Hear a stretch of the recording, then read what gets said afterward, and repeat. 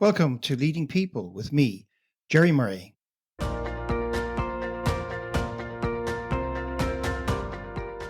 This episode of Leading People is brought to you by Wide Circle, helping you make better talent decisions.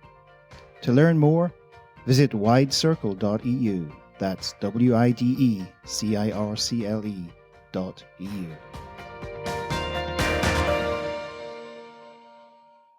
Leading People is a podcast which features insightful conversations with leading people about leading people.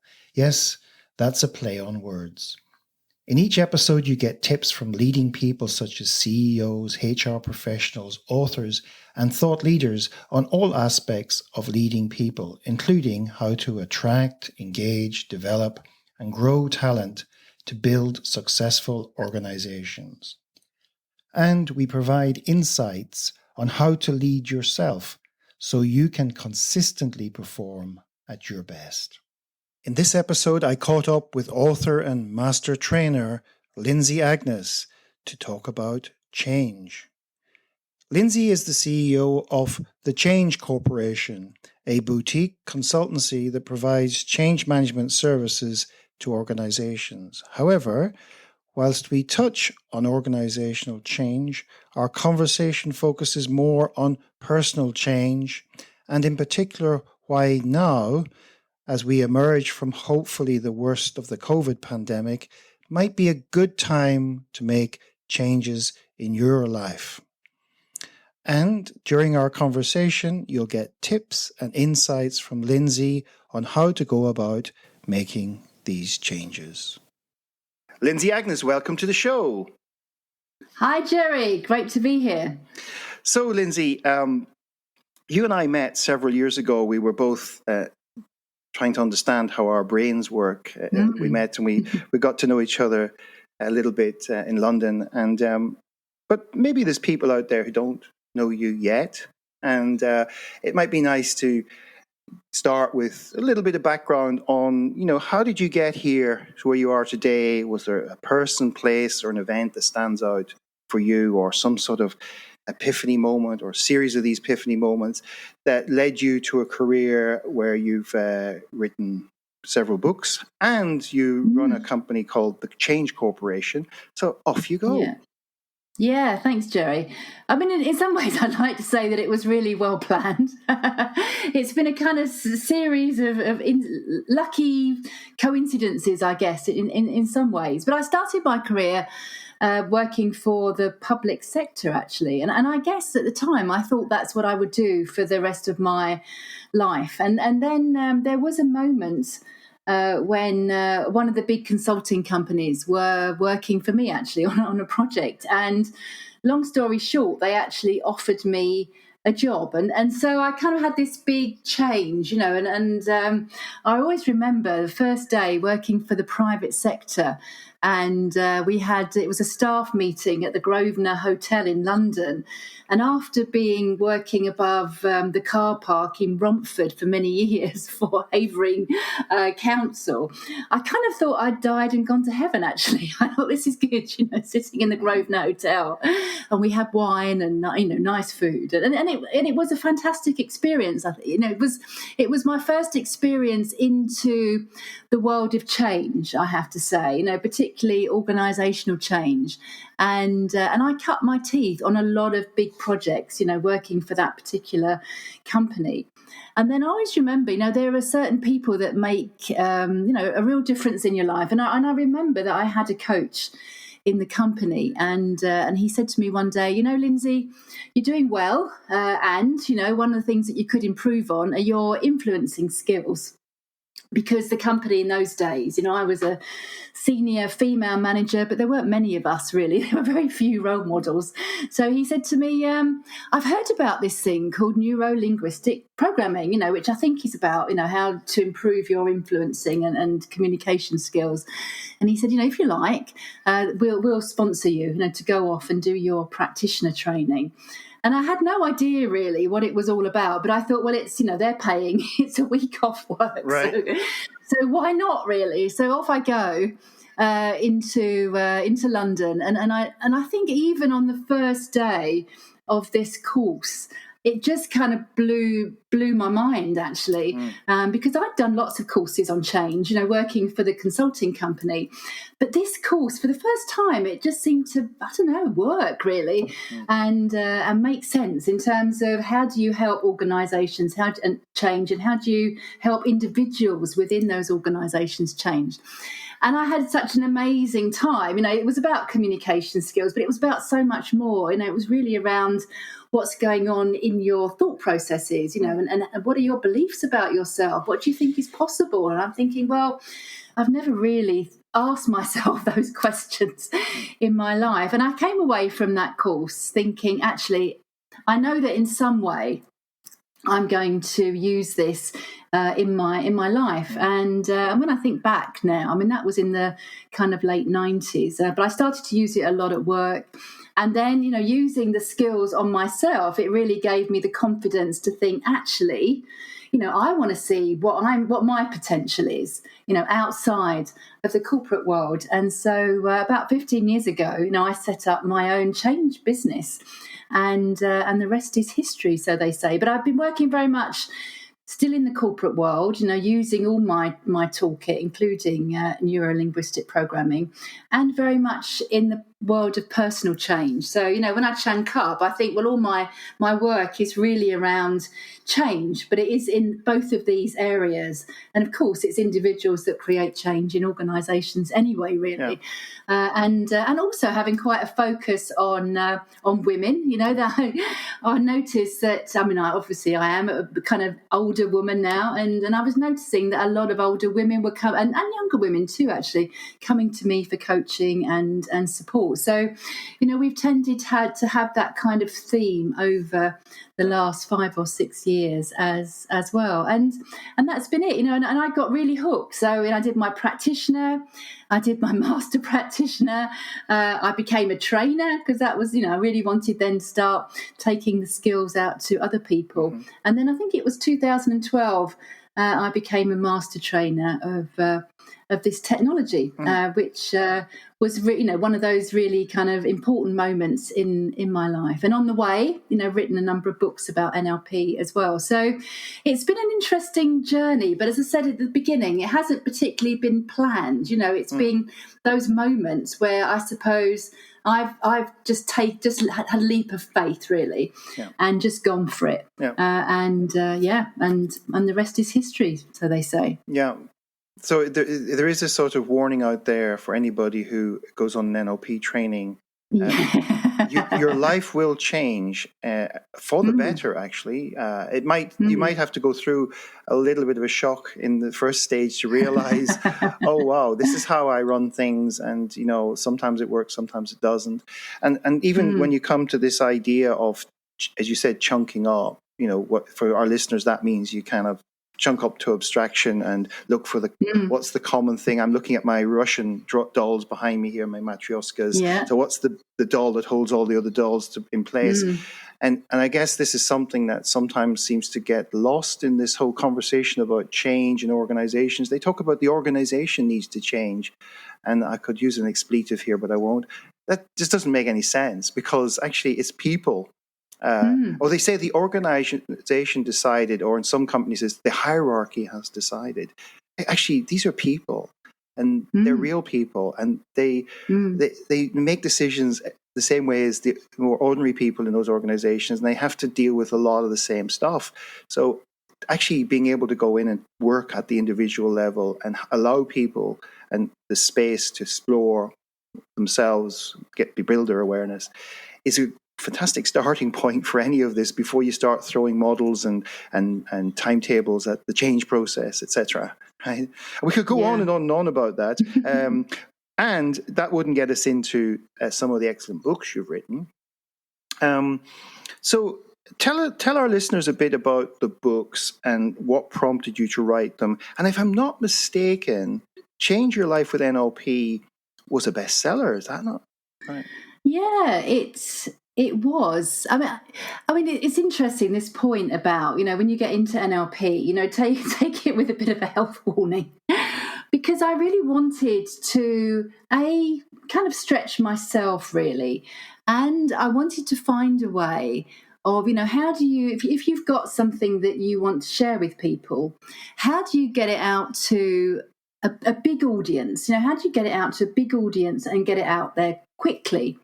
And so, what I think I was certainly training at the time. I wasn't a master trainer when I wrote "Change Your Life" with NLP, but I was kind of surrounded by people that seemed to be churning out these books at the time, and I was thinking, actually, if they can do it, then why not me? Really, and I do believe that everybody has a book inside of them, and I thought, well, actually, and I've done this is my kind of strategy for lots of things in life. Is just to have a go, is to have a go and see what happens. And I thought to myself, wouldn't it be marvellous, if I could put everything that's in my head. It's a bit like, when you watch The Matrix and you kind of wish that someone could just plug in your brain, and it all gets downloaded in one go and you can share it with people. And that was kind of the metaphor that I held. I thought, wouldn't it be great, if some of the things that I've learned that I've personally found really useful and that I've shared with organisations and individuals through my coaching, wouldn't it be great if I could put that into a book? I've no idea what might happen with this. It'd be great if I could get published, and if not, I'll do some self-publishing. So I set about this challenge, and I remember that I did find a book coach. That was one thing that was really helpful, actually, before I started to write, because I think I suppose the risk is you just kind of start writing without really thinking about the shape and structure. But anyway, I shaped it in my head, and I got going, and I wanted to write a book that was like a coaching book, really. And I think one of the things people have said about Change Your Life with NLP is that it is like I'm having a conversation with people and I'm holding their hand, through the process. And I wanted to write not just a kind of, I suppose, a description. I wanted to write something that would really support them and give them lots of exercises, activities, things to think about. And so I set about this task, and it was wonderful. It was great just to be able to really download things and the most helpful things that I have learnt through my studies, really, and get them down on paper. And of course, once I'd finished, it was quite interesting, because then I'm like, well, what do I do with this book? And I remember that I was going out there and talking to other published authors and asking them, for their advice. And one of them said to me, well, darling, you have to have an agent. And then I'm like, well, how do you get one of those? Right.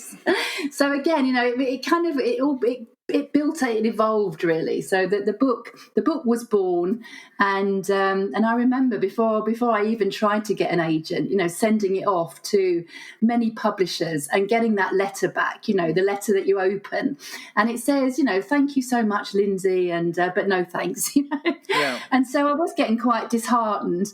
And then taking on this advice, I thought, well, I'll see if I can go and find myself an agent.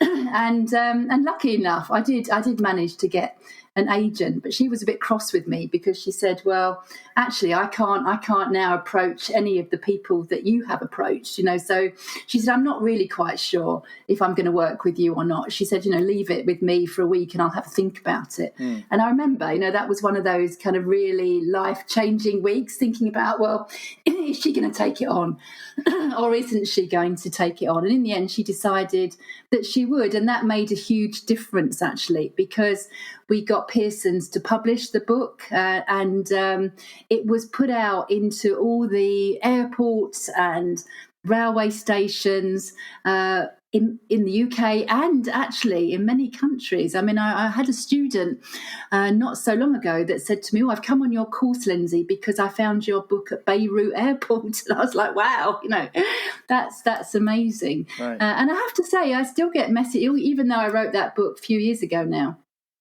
probably once a week, I still get an email from someone who says, Lindsey, I took that book, thank you, because it really is a very good how-to guide in terms of making a shift. And I think the 3 books that came after that, although, I'm passionate about those as well, it was really that first baby, that really went out into the world and so actually sold a lot of copies, and kind of helped achieve that objective of just scaling up and trying to get those really important messages out to a large number of people, quite quickly. So as I look back, that's one of my proudest moments, and certainly that book.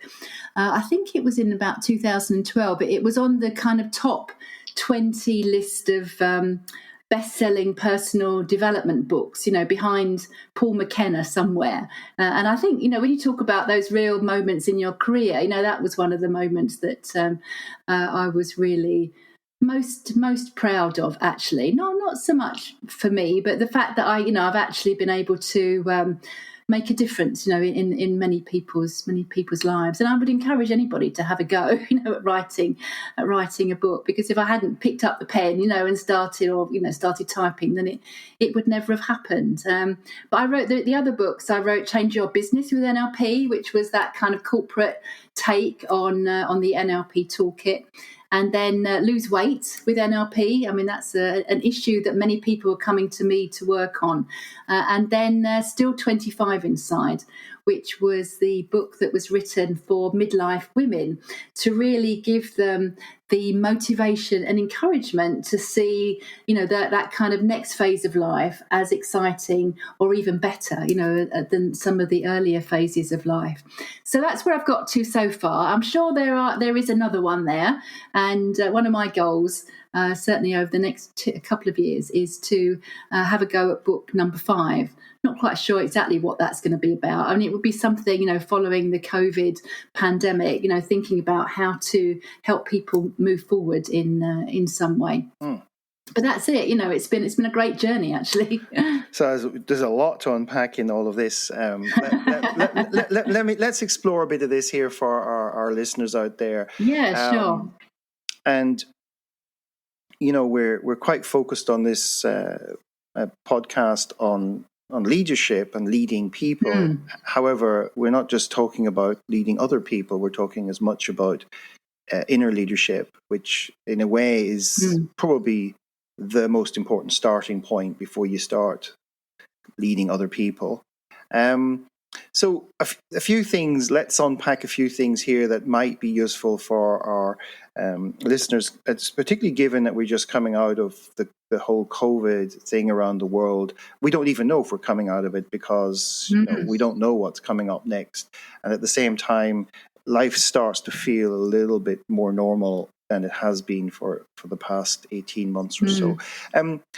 You get people out there. We've talked about NLP, and both you and I have a similar lineage in NLP, and we both have gone through a lot of training in it. We both got hooked on it very early on, probably because we realized that we got something incredibly valuable out of it within the first day or two, and you start going, I just want to find out more. And you're learning about yourself as much as no matter what you went there for, whether you wanted to be a better salesperson or a better manager, the first person you encounter is yourself. And we always say, you've got to learn to get out of your own way. And NLP teaches some of that. But given the context we're in now, sort of double question here. Why should because people, I'm going to back up a bit. A lot of people come up to me and they say, oh, that NLP stuff. Ooh. And, you get this and you ask them a question. So how much of it have you done? And they say, oh, no, I've never done it. I mean, I know people who told me, so they get hearsay. Or there's people out there, I've had very unusual situations where people say to me, I'm not doing it because everybody's doing it. And they're all raving about it, so I'm not doing it. So my question really is, why would there be a useful time now to maybe do some NLP training? And how might that help people emerge from this COVID situation that has affected so many people in so many different ways? Great question. I mean, there's a number of ways of answering that question, actually. So I'll kind of just jump in and come up with a few ideas. One of the things that one of the ways that NLP helped me in the beginning, and actually has helped me throughout the pandemic, is around understanding, how to take more control over how we're feeling, day by day.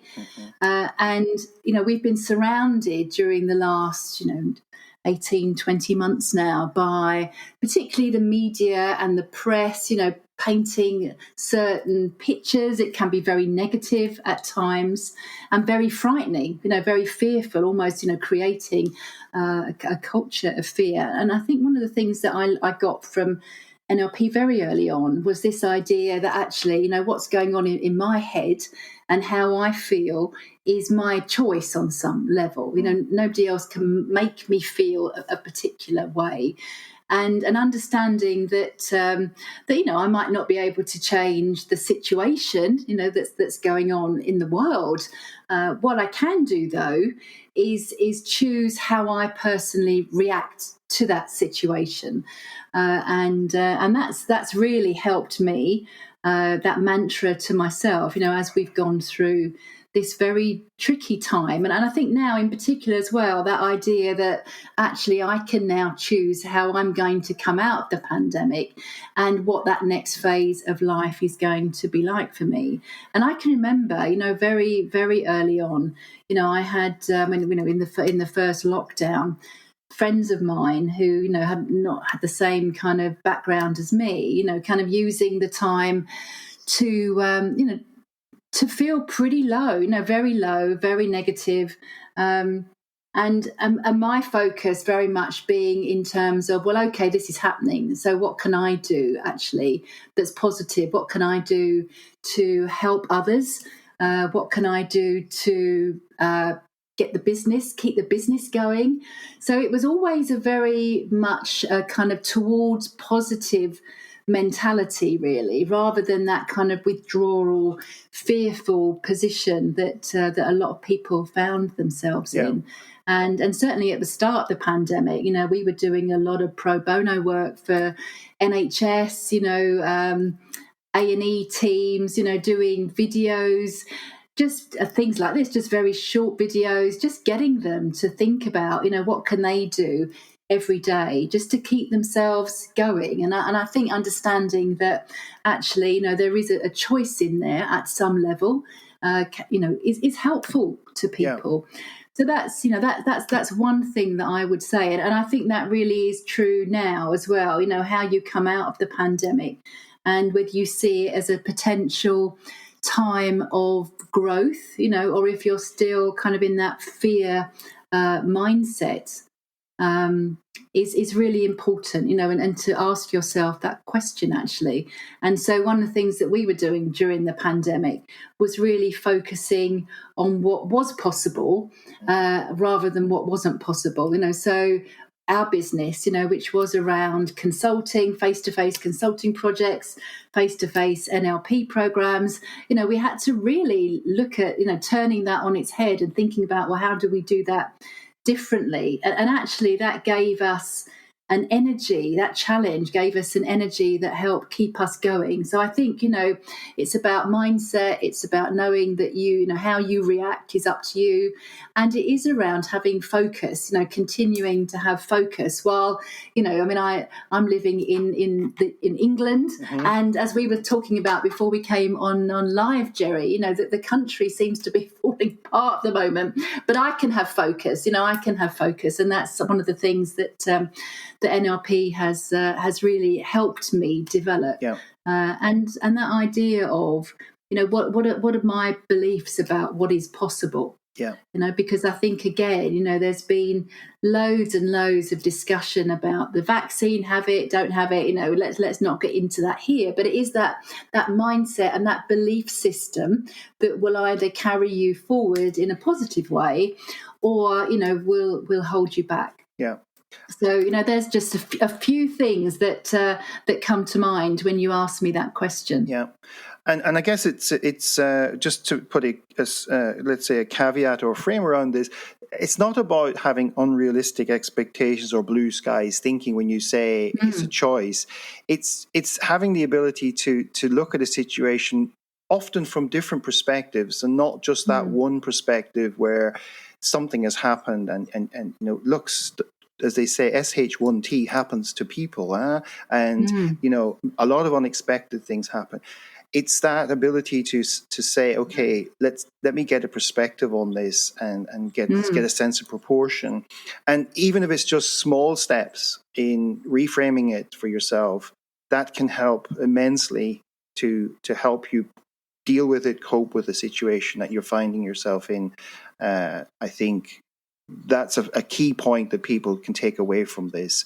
So it's not sitting. I'll give you an example. I remember quite early on in the probably the first lockdown actually, when things had just kind of ground to a halt, and I found it quite interesting that some of the people, some of the business owners that I knew, the entrepreneurs that I knew, were kind of out in their gardens doing some, painting the fences, or doing some gardening, or doing DIY in their homes. And I just thought, that's a choice. That's could well be a very good choice for them. It's an interesting choice, because our choices, or my choices, and the choices of the business partners that I work with were very different. We decided, okay, let's use this space in a different way. Let's use this space to really think about how we can, as you say, take those small steps, but how we can kind of reconstruct ourselves, and challenge ourselves to think about how do we do these things differently. And in that period, how can we use some of our skills to help some of those, like I talked about, people in the NHS, to help some of those groups that we knew were struggling under a lot of pressure. Yeah. So, it is different choices, and it's not about, which choices are right or wrong, but I think it's about feeling in control, more in control of the choices that you can make. Actually, that's what helps me keep going, in those tricky times. And one of the principles we teach in NLP is flexible response anyway. So it's in case people who haven't done any NLP, there's lots of fantastic tools that you can learn. There's simple concepts, and one of the things that it's not about the what, it's about the how, because we cognitively we can understand what we could do. Being able to do it and knowing how to do things. And a lot of the NLP training focuses on how would you do that? How do you change a belief system? How do you reframe a situation? And practicing it, because that's why we call it practitioner and master practitioner, practicing those things and noticing what results you get. Now, whether the results are what you expected or not, the thing is, when you notice the results, you can recalibrate, refocus, or change what you're doing till you get the result that you've been looking for.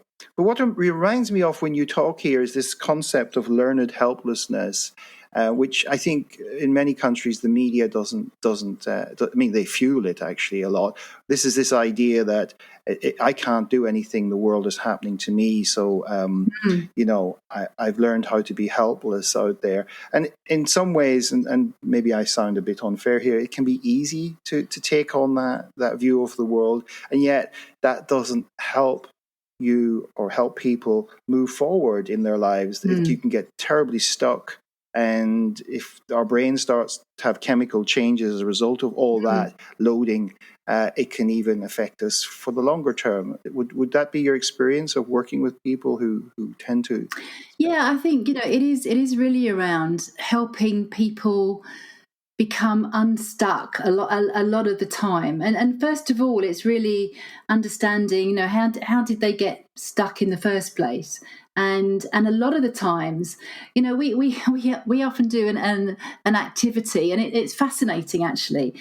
And we often say to people, right, you're going on holiday. Jerry, you're off on holiday.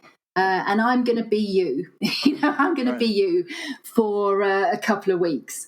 So teach me how to be you, from the moment you wake up in the morning till the moment you go to sleep at night. And I always find that really fascinating, because people start to share with you, what they're thinking about, how they're feeling. And if you start, just to kind of deconstruct that in kind of very small steps, actually, step by step. Well, okay, what are you saying to yourself when you get up in the morning? Literally how you start your day can make a very big difference. Are you saying to yourself, I really need to get up, I have to get up, and I'm not looking forward to my day, but, you're already feeling that weight and heaviness. Or are you like, it's a new day. I'm going to go and I'm going to give it 100%. Really from that very first moment, it makes a big difference. And so, that understanding where that helplessness and that stuckness comes from, and just helping people to just start to challenge that gently. We often, what's that acronym? Fear, false evidence appearing real. Well, of course, the pandemic, I think it's real. You might see some people on social media might not think it's real. I believe it's real. But, some of the reactions to the pandemic are not necessarily real. And you can start to help people understand that. But I think it is those small steps. Some people think that change is all about making those massive changes, and often it's just being brave enough, just to do one thing different that day. Yeah. Actually, you're going to just go for one new thought or one new opportunity that day, or you're going to go and have one different kind of conversation that day that can start to build, a different kind of mindset. And often when I work with organisations, it's not about those massive changes. It's about those marginal 1% that if you group those all together, will make a huge difference. I mean, there's some research that I often talk about where, if we all if we found a 1% improvement every day, then by the end of the year, it would be, 37%, 40% improvement in our lives. So often it's just helping people find those little steps out of helplessness. And, and I really believe it does begin with what is it that they're focused on, because our thoughts lead to how we feel, and how we feel, leads to our behaviour ultimately, and what we're willing to have a go at or not, during the day. So helping people make some small shifts, can lead to quite a big difference. Yeah. And that exercise, you bring back memories of that exercise, teach me how to be you. It's actually, when a person starts doing it, they start laughing most of the time. And they it's hilarious. and if you check with them, like, are you sure it has to be like this? And they go, right, okay. So actually, it can be quite a fun way to loosen up belief systems. The other thing that people might not realize out there is when we talk about change, we're not actually talking about completely changing you. We're talking often about adding things in as much as anything. What we're always saying is your model of the world works really well for you. However, maybe if you were to expand it a bit, enhance it, and etc., it might it gives you more choice. So that model of the world gives you 80% of what you get in life, but if you add a bit more in, maybe it'll help you with another 10%. So in case anybody's out there thinking, but these people want to change me completely, no, we're never talking about that. We're talking about the wonderful person you are, just maybe finding ways to expand your horizons in common man's terms. Isn't that right? Yeah, and it's it is about adding to a lot of the time, and sometimes just helping people understand that there are other options, and that activity that I've been talking about usually ends up, it's absolutely hilarious. I mean, what do you say to yourself, Jerry, when you wake up in the mornings? How do you start your day? Yeah. That's something for another podcast. That could take some time.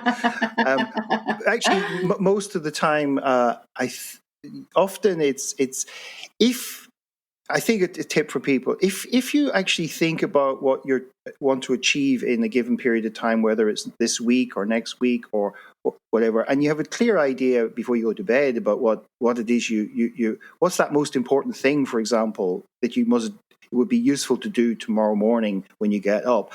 I usually find that that's easy. You just get up and you're fired up to do it, because this is a tip I teach in time management courses, which is one of the most useful things you can have is always know what your most important thing is first thing in the morning, and preferably not opening your emails, because that can derail you completely. and do that, because often that gives you an amazing boost because you get it done. And it actually brings together all those factors that you're being taught in these courses about focus, intention, energy, etc. It all comes together for you. So by maybe 10 o'clock in the morning or 11 o'clock, you already have achieved something fantastic that day, and your day can only keep rolling nicely. I have a question for you about because we've talked a lot about NLP, and I want to now spend a few minutes linking this into the work you do, have done. I mean, the last year or so has been a bit unusual in the type of work we've been doing, etc. But it's quite well documented, for example, that many change initiatives fail to produce the results that were expected in organizations. So what are some of the things that leaders get wrong when it comes to change, and what could they do to avoid making these mistakes?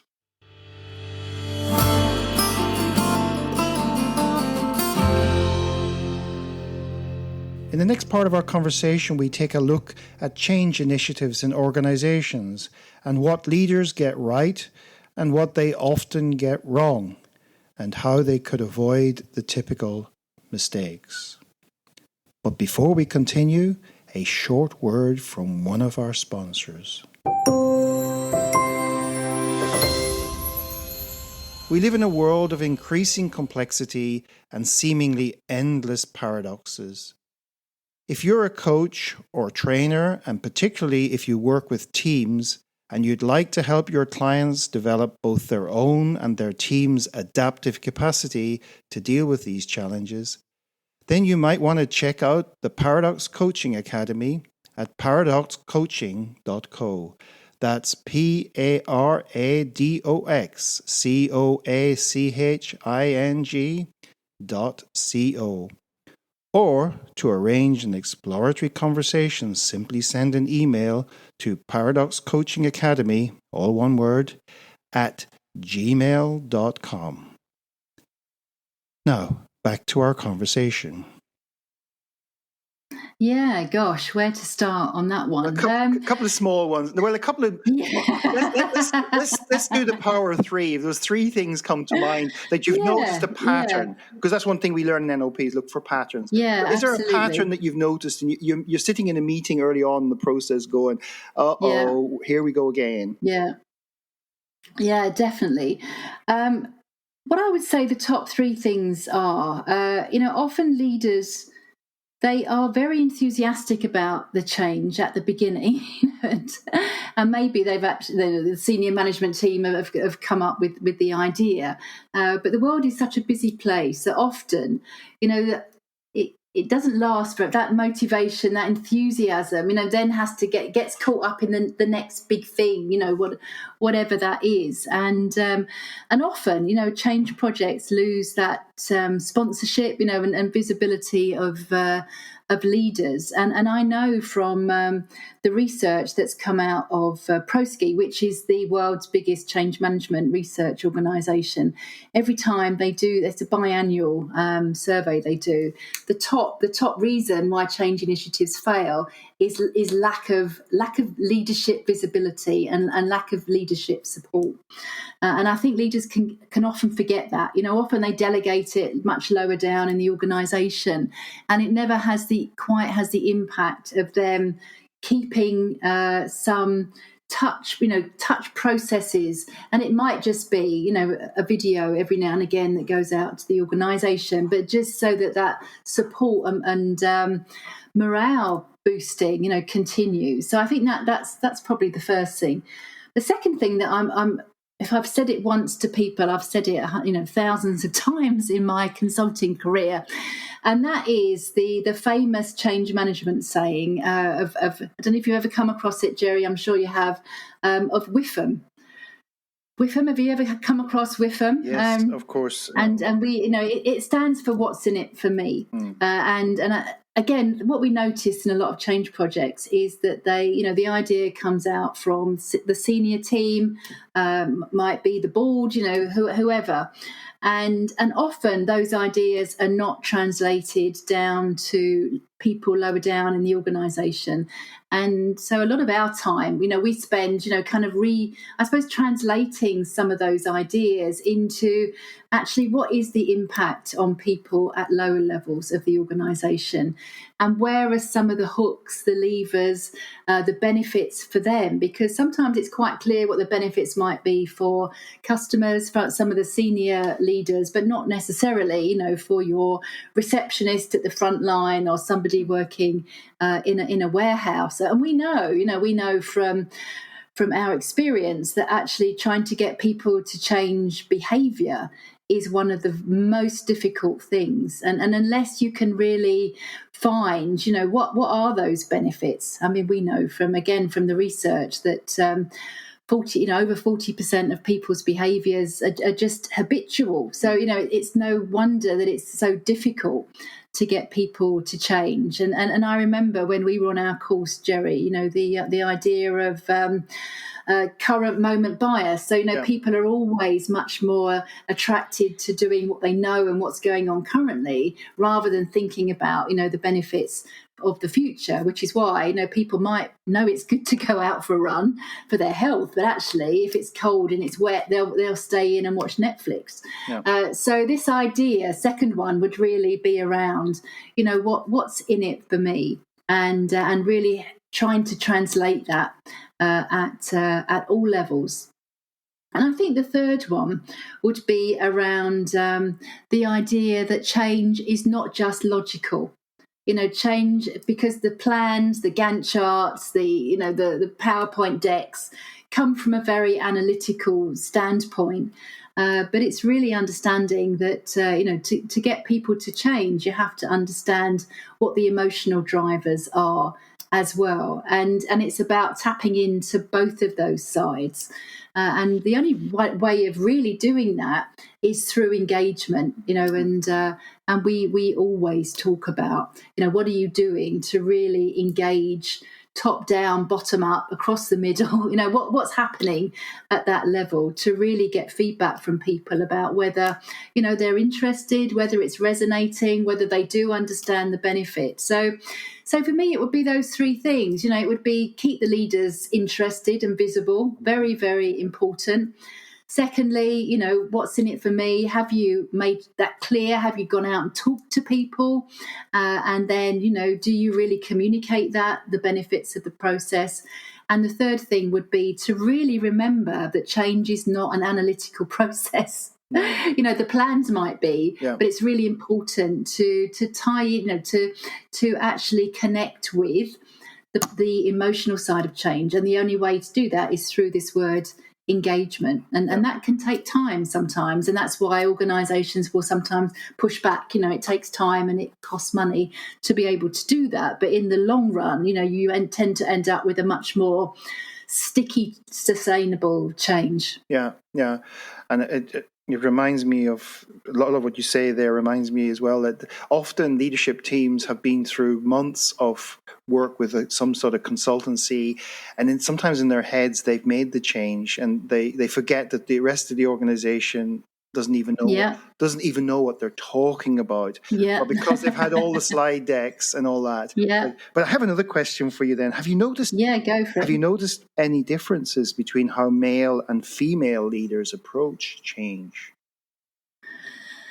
God, that is a loaded question. I would only ask that question. I would only ask that question to an experienced woman. I'm going to try not to generalise too much, really, but it's quite interesting at that point I was just making about analytical and emotional and tying into both those sides of change.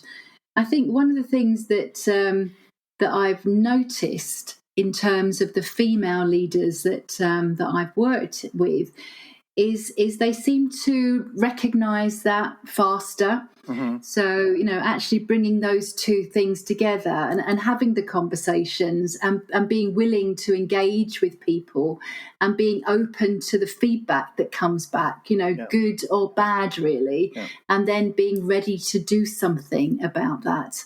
And also being more open to working in a much more kind of collegiate way. So, it's much more around collaboration and who else, can I bring into this problem, that will help me solve the challenge. I mean, I think there's some of the things that, and again, they're huge generalizations. I mean, there are male leaders out there that are good at that as well. But I think generally that tends to be, some of the behaviours that I see coming through more strongly. It's almost like, having that, it's head, heart stuff, and being able to connect into those two things more effectively, and being able to take the pulse of the organisation a bit more effectively sometimes. Yeah, but I'm a bit guarded because, as I say, they are generalisations. But I think I would say, as a rule, that's what I've noticed. And the question wasn't a judgment question about who's better at it. It was more just what they bring. Although I have spoken to senior leaders, it can be a double-edged sword if they're female leaders that are, let's say, in the minority on a leadership team. They're often told, you deal with the emotional stuff, right? Which, of course, it doesn't mean that means the guys have just missed the point completely of the whole thing. Yeah. Okay. I've had that often. I've had people say, "Oh, Lindsey will deal with the pink and fluffy stuff." And it's kind of like this idea that the people change is the softer side. It's the easier side of change. And yet, I've said to people, actually, it is the hardest piece. Getting someone to recognise and be motivated to change their behaviour is the hardest thing that you're going to be faced.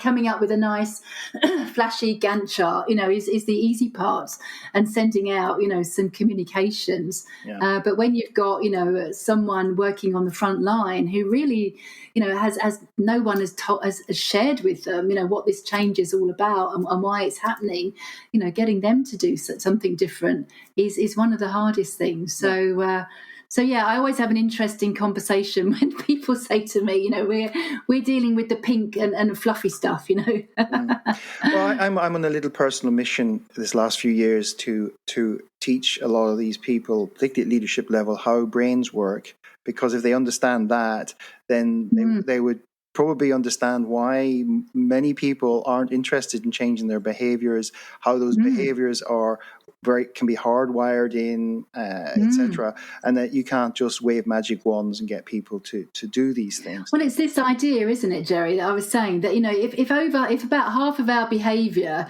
is just triggered by habits, it's we don't even really recognise when it's happening. We might think we're in control, but that's just the start of it, really. And then when you feed in this stuff around the current moment bias and people not really, if you're telling them, well, actually, in 18 months' time, it's going to be marvellous, but they're just interested in what they're doing right there and then, because that's what they're used to. That's the habitual hardwired in behaviour.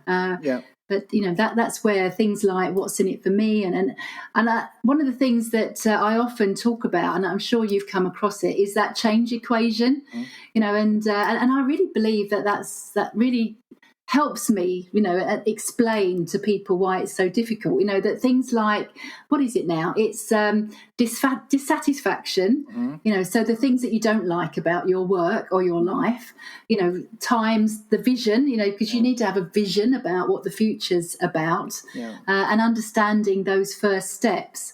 So those three things, if they're not bigger than the resistance to change, then people won't do anything.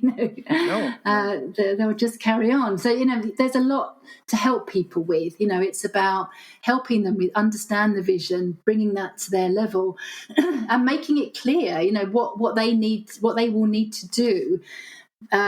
Clarity around change and change of behaviour. We often we're writing behavioural frameworks about, well, these are the behaviours that are new. This is what we would like you to do. This is what we don't want you to do. And often, when you say to people what you don't want them to do, that can help. Because both sides are part of the story. Yeah.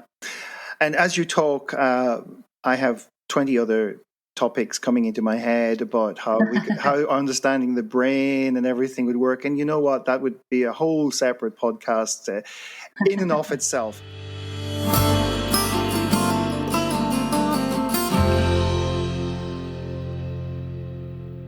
In the final few minutes, Lindsey shares some tips for emerging from the COVID pandemic and how to make some permanent changes for the better in your life. And if you're interested, she also has a special offer for you to help you get started. So I wanted to get to the last few minutes of this particular conversation, this fascinating conversation we're having. So maybe a message for everybody out there, whether they're leaders or being led, or maybe they're in between jobs or whatever. I mean, COVID, I think, is probably not an understatement to say that COVID has resulted in massive value shifts for a lot of people. And therefore, a lot of people are re-evaluating many things, including like their careers and that. What would be some of your top tips for anyone out there wanting to make changes in their lives? Now they're coming out of COVID, maybe even they're going, something needs to change. I don't know what it is, but I know that this is, because this is what we mean by re-evaluating, where you're really looking at what's important to you in your life and why is that important. What's some tips you would give people? And then they can go read your book, I guess, after that. But what would you leave them with as a couple of tips? Yeah, I think, what you've just said, Jerry, is really important. When you go through a pandemic like we have done, your value set will change. And what do we mean by that? It is about what's most important to us. And I think it's, for everybody to explore actually what has shifted for you. Where have your values shifted during this particular period in time? So, for example, for me, I've used the opportunity to, really improve my fitness. I've realised that I've enjoyed having the opportunity to be in the same place for longer periods, because that's enabled me to go out and improve my health. So, and one of the things I really want to hang on to now is that still going out and making that space and making that time. And I'm really putting a focus on that. So even though, I'm starting now to go back into some face-to-face situations, I'm really hanging on to that. And I think for, one of the dangers is as we kind of go back into some kind of new normal, that what we learned through the pandemic, somehow we discard it. It goes, because we kind of just go back into some of those old habits and behaviours. And I think my message or my question would be, what is it that's been really positive that you've changed? Doesn't matter how small it might be. It might just be going for that morning walk with a friend, or having more coffees, or just having a bit more social interaction. Maybe it is about your health. Maybe I've spoken to a lot of people that have had the opportunity to be able to take their kids to school and pick their kids up from school. What is it that's been really positive that's changed for you, and how can you make sure that you hang on to that? I'm reminded of an exercise that we used to use in organisations when I was at the consulting company, and we used to get people to stand in two lines opposite each other, and they would have to turn back to back and change 6 things about themselves, and then they would change and look at each other again, and then each other would have to feedback what they noticed had changed. And you do that about 3 times, and of course every round it gets a bit harder, and so then they start borrowing glasses from the person next to them, or they take their earrings out, or whatever it might be. But what the point of that game is, that I always found fascinating, is that when you say to people, okay, activity's over, you can go back and sit at your tables now, they just put back on everything as it was. And I think, and that's in a way as the facilitator, one of the interesting bits that we would always feed back. And I think that's kind of the risk here. It's a bit like, what is it that you're really going to work hard at hanging on to as we go back into, the new normal situation. If you're going back to the office a bit more, or you're having less time at home, what is it that you really want to retain? So that would be, so it's not necessarily a tip, but it's a question that I think is really important for all of us to consider right now. Yeah, because values sit at, what you're just describing, I've done that exercise many times. Now I know where it came from. It's also this idea when people sit down, they put everything back on again. Actually, some people have to put their clothes on. Well, not true. Yeah. No, but they don't put somebody else's clothes on. They put their own clothes on. But there's this concept of identity there, isn't there? Is the identity I walked into the room with, I need to restore my identity.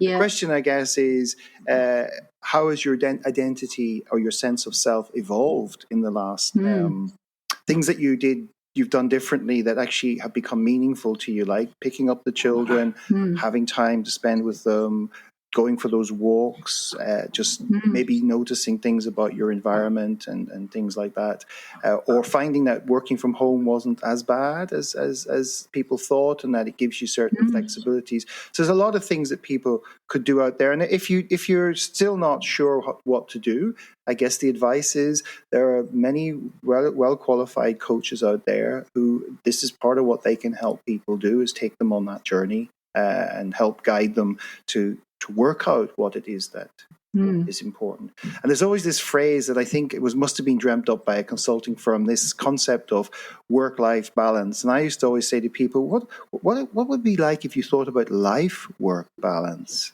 And I'd leave that thought with a lot of people today. So, Lindsey, how can people get in touch with you? And you have a special offer, I think you mentioned to me before we started, that people could take advantage of after this conversation. Just if people are curious about some of the things we've talked about, particularly regarding neuro-linguistic programming, it's made a huge impact in my life, in many people's lives that I've worked with. I know it's made a big impact to Jerry as well. And just to say that, one of the things that we developed during the pandemic to really help unstick people and help them move out of the pandemic with goals, and focus. We created a program called it's a free introduction to NLP. There are videos and activities. It's all done online, so it's completely free.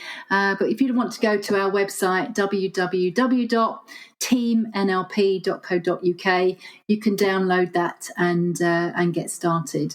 And we've been getting some really good feedback from people in terms of it just gave them the ability to get that confidence and courage, to go out there and do something a little bit different, or to build on, where you are currently. Right. And I'll put some links in the show notes to that. I guess people can also reach out to you on platforms like LinkedIn and. Yeah, I'm Lindsey Agnes. I'm on all the social media platforms, and the two companies. Team NLP is our NLP training company, and we offer lots of courses. We've taken all the courses online now. That's something we did during the pandemic, and I think we'll continue to do that. And the changecorporation.com is our corporate change business. Well, Lindsey, this has been quite a fascinating conversation. Yeah. We've gone with the flow, and I'd really like to thank you on behalf of our listeners for sharing all your wisdom and insights, and also your own personal journey from where you started to where you've got to today. Yeah. And I'd like to wish you lots of success in the future, and let's hope that new book comes out in the next few years. Yeah, thanks, Jerry. It's been really great, actually. I mean, it's lovely coming in and just being, I suppose, having some space, so being asked some questions, actually, and some personal reflection on how things have been, particularly, during the last 18, 20 months. So thank you for asking me. Thank you for tuning in to this week's episode. You will find details of what we covered in the show with links, etc. in the show notes. Please share your key takeaways from today's guest and let your friends and colleagues know about the podcast. Oh, and if there's a particular author or leading thinker you'd like me to interview, just get in touch and I'll do my best to get them on the show. This episode was brought to you by Wide Circle, helping you make better talent decisions. To learn more, visit widecircle.eu. That's WIDECIRCLE.eu. Until next time.